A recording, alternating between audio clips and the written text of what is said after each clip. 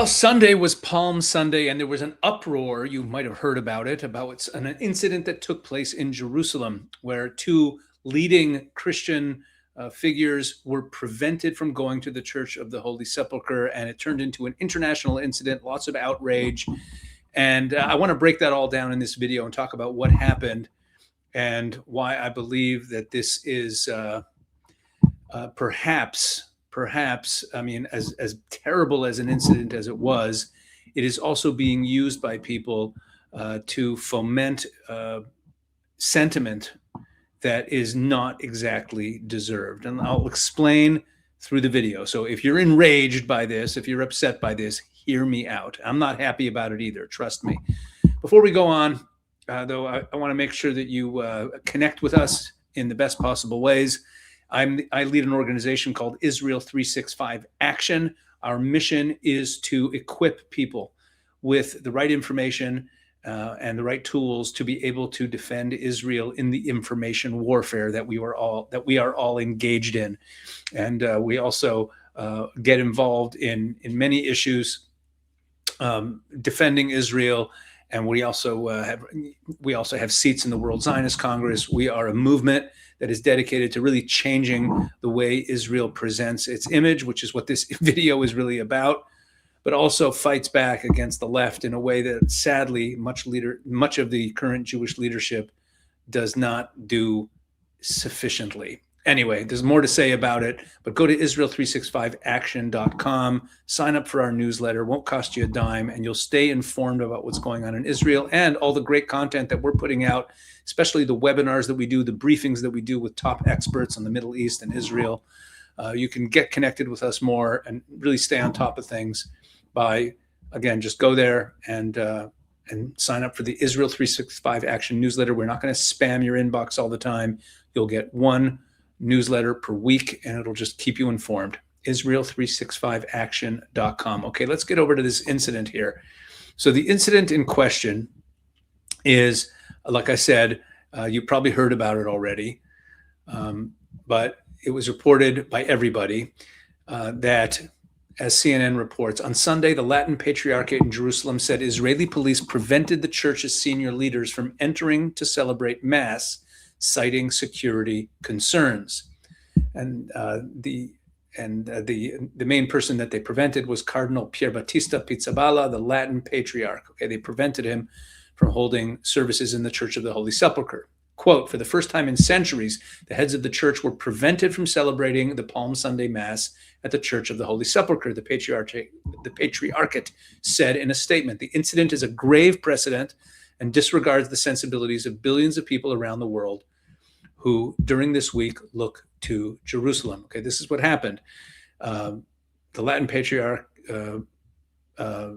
Pizzaballa, and another top church official were on their way to the Church of the Holy Sepulchre to do a Mass for Palm Sunday.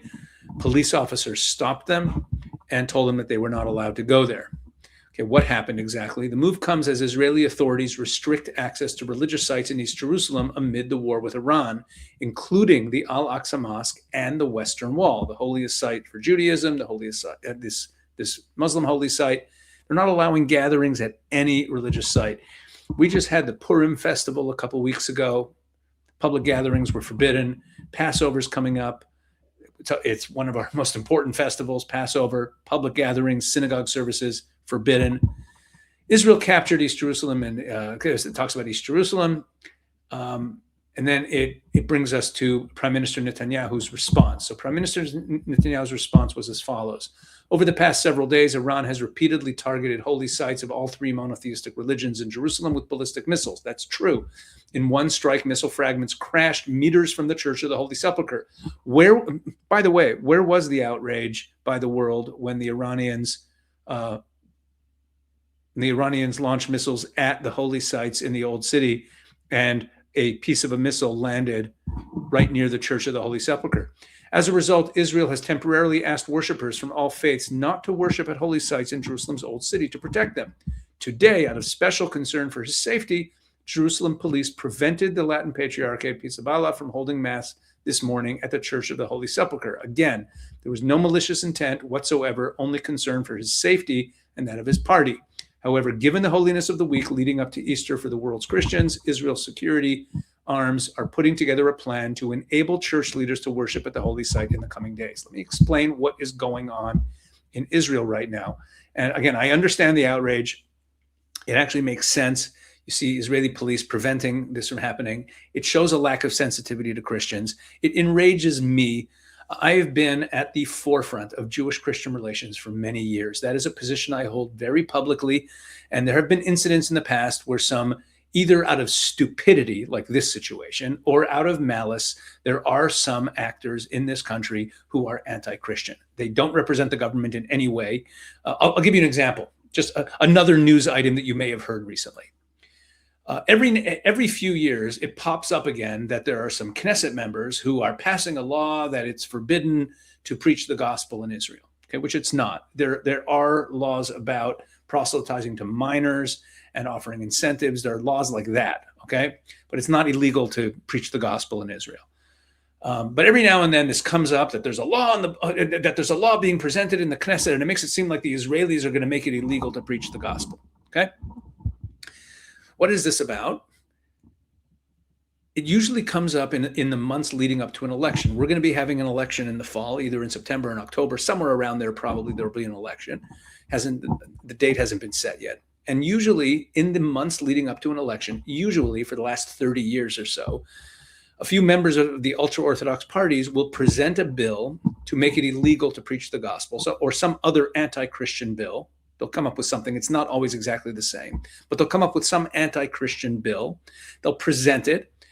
It doesn't pass ever. And that way they get to signal to their voters that they, from the Haredi parties, they get to signal to their voters that they're standing up against the Christians. Okay, that's all that's about. That's another example. And then it gets used, but it turns into an international incident because, there's people in the Israeli government who are anti-Christian. Okay, there are some. So you have that, you have malice, but then you also have stupidity. And I've been outspoken against all this anti-Christian stuff going on in Israeli society. I've done more than many, many people. I'm very public about to educate the Jewish community, and to bring the Jewish and Christian communities into closer cooperation, into greater understanding. When there was an incident where Jews were spitting at Christians a few years ago, I wrote a column condemning them. Okay, so I take second place to almost no rabbi in the world in my respect for Christianity and my relationship with Christians. I have my questions. I like to have debate. I like to discuss theology, and I like to have open conversations. But I have the deepest respect for Christianity. But Israel often behaves stupidly, to be perfectly frank, when it comes to Christians. Now, this situation, let's make it very clear what happened here. These police were told that the directive by the Homefront Command is to prevent all public gatherings, all worship gatherings, especially in the Old City. Why especially in the Old City? The Old City is an old city. It's ancient, and it's built with very narrow streets. There's almost no access for emergency vehicles. It's very difficult to get an ambulance in there, to get emergency vehicles in there, certainly to get the type of rescue equipment in there that would be needed if there would be a missile strike that would hit anything in the Old City. It would be a much worse tragedy if a building in the Old City was hit by a missile. Much more difficult to save the people than anywhere else because of the way that city, that part of Jerusalem is built. Okay, so these cops are out there in the street, and they're told that no one's allowed. There's no Jews at the Western Wall. The Al-Aqsa Mosque is also empty of Muslims, and they're told that no one's allowed in. Okay, and then along comes these two church dignitaries on Palm Sunday, and these guys, they don't know anything. They stop them and say, "No, you can't go in."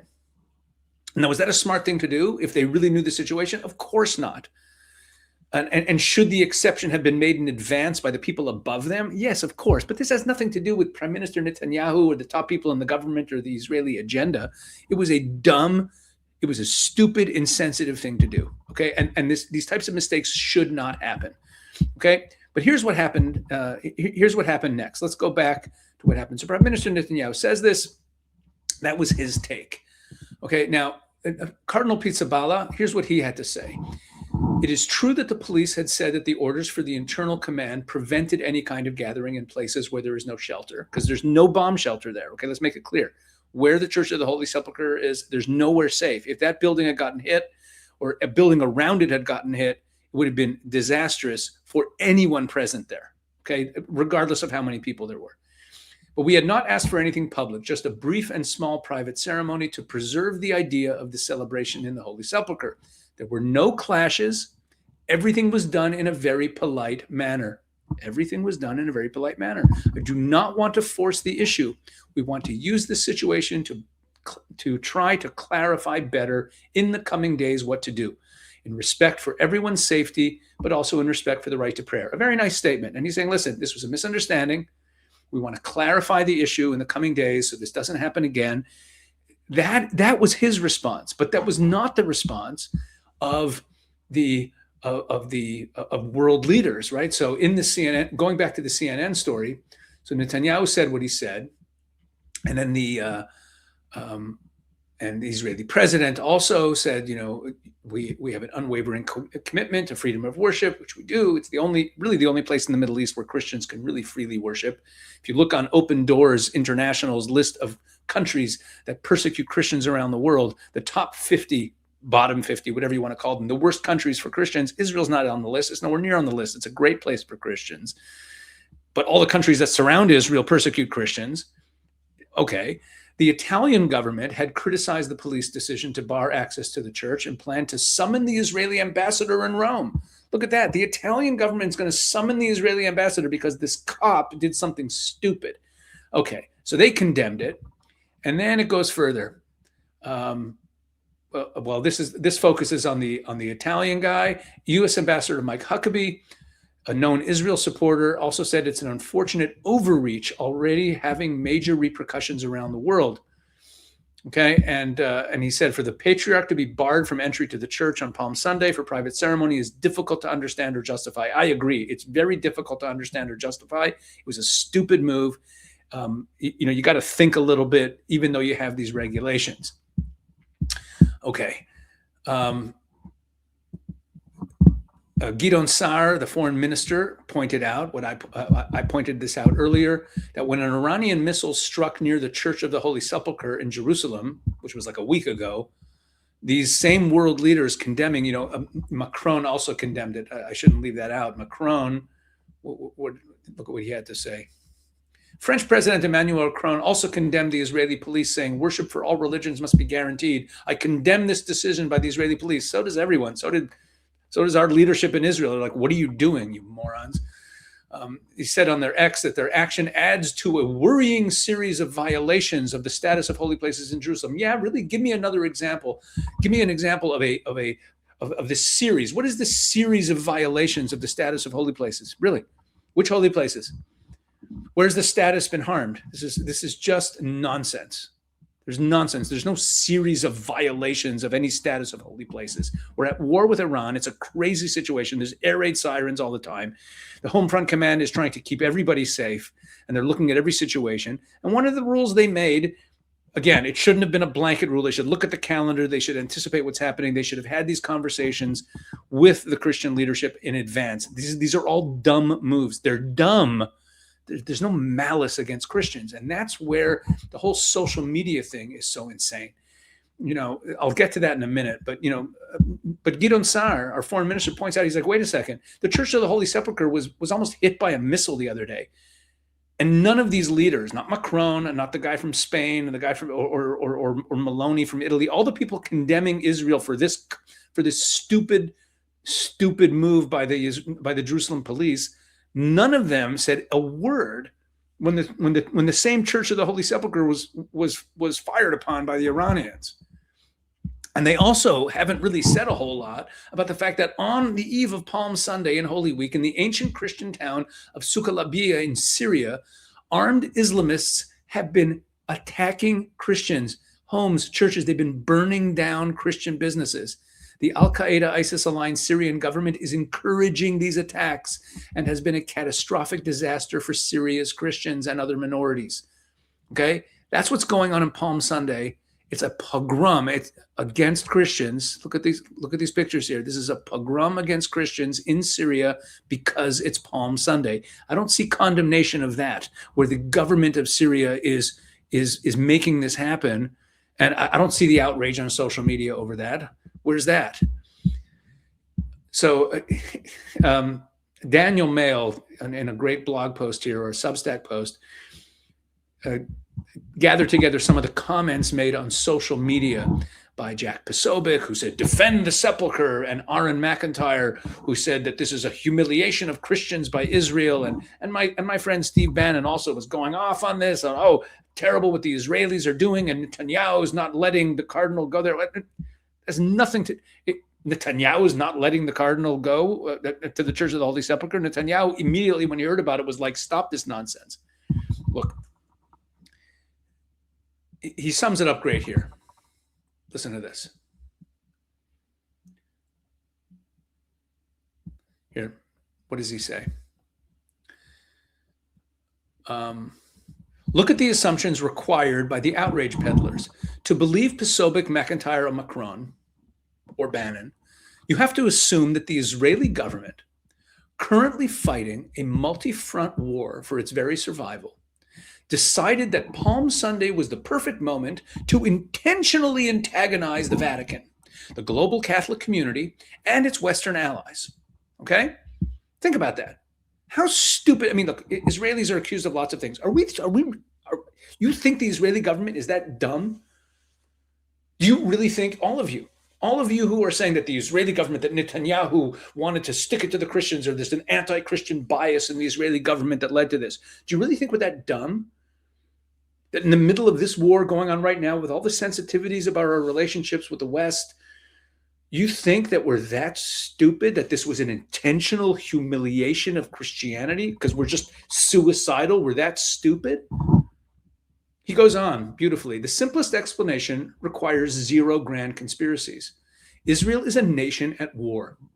Jerusalem is a city on edge, operating under heightened security protocols. The context that the outrage merchants conveniently ignore is stark. Just days prior, an Iranian ballistic missile fragment fell within 1,500 feet of the Church of the Holy Sepulchre. The threat of mass casualty events isn't theoretical. It happens every day. It's a daily reality. In this environment, the police department has to manage massive crowds in narrow, ancient streets. They issued orders to prevent gatherings in places without adequate shelter. The old city is a complex maze that does not allow access for large emergency and rescue vehicles.